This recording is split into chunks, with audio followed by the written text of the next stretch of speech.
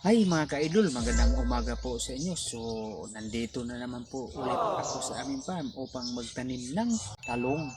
Sabi raw sa nagbigay nito sa akin, nakapalaki Hindi raw totoo yan. ng bunga na to. Tinatry ko Wow!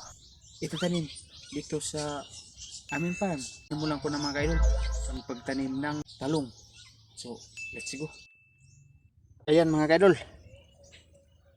gumawa ako ng butas sa lupa. First time ko po dito sa aming farm na magtanim. Ang sabi raw sa nagbigay dito sa akin na itry mo itong itanim. Out nga pala sa mga nagtanim ng mga talong sa kanilang farm. Mahal talaga ng kilo nito siguro mga kaidol. Alagaan niyo mabuti yung tinanim niyo. Nakapalaki talagang tulong. Ang dami naman talagang mga gulay sa atin. Sipagan lang palagi mga kaidol ang pagtanim ng mga produkto sa ating mga farm. Yung sa amin, mais.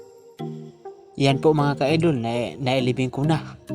Hindi ko muna ito lagyan ng pangpataba. 25 lang po ito kapiraso mga ka-idol. Sobrang bilis ko talaga magtanim.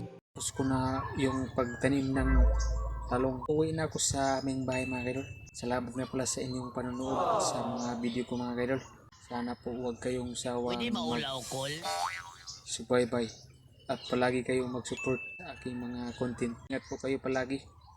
So bye bye.